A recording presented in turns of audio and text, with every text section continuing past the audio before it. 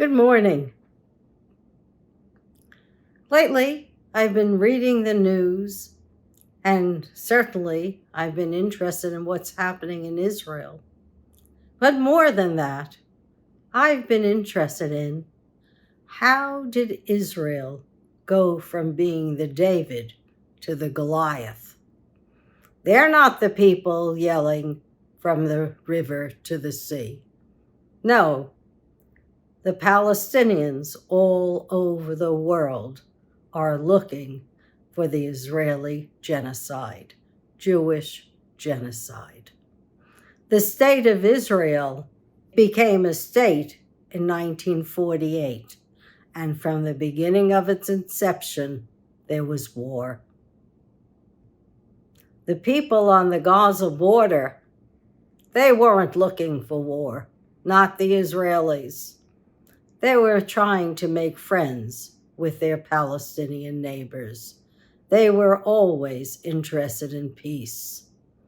A woman who died on the day of October 7th, Diane Silver, if you had have asked her, according to her son, what went wrong, she would have said, "We never got to peace."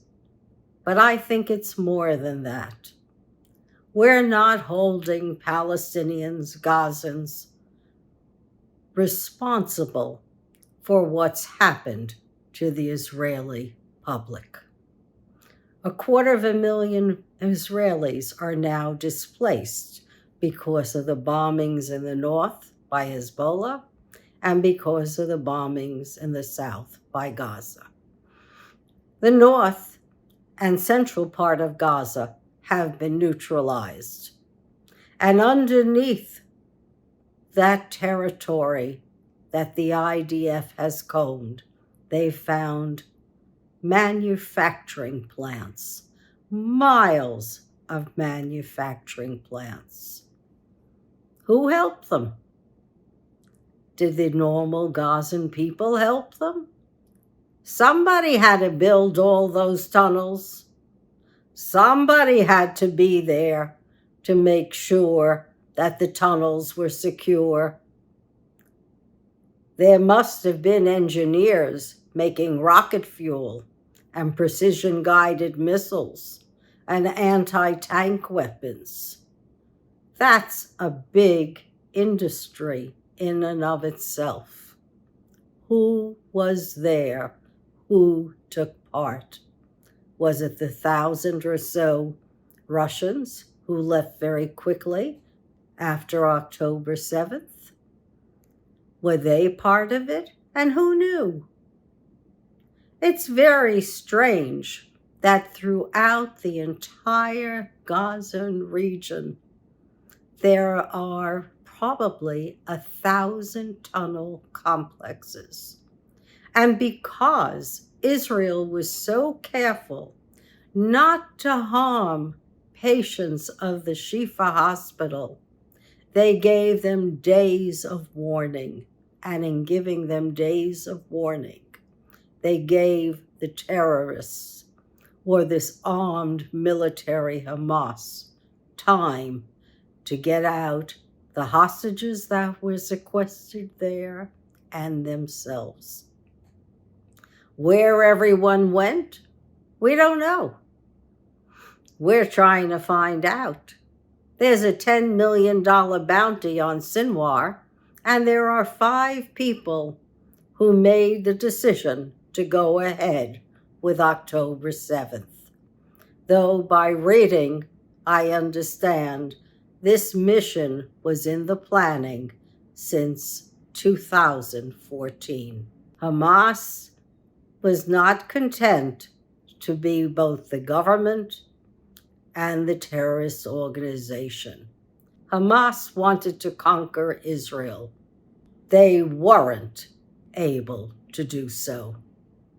And now they're like rats in a cage. The north has been cleared out. Gaza City has been cleared out. And now Israel's defense forces are in the south, in Khan Yunis, trying desperately to find Sinwar, Sinwar's brother, Deif, and one other man. None of this had to happen if Hamas had not decided to invade Israel on October 7th. None of it.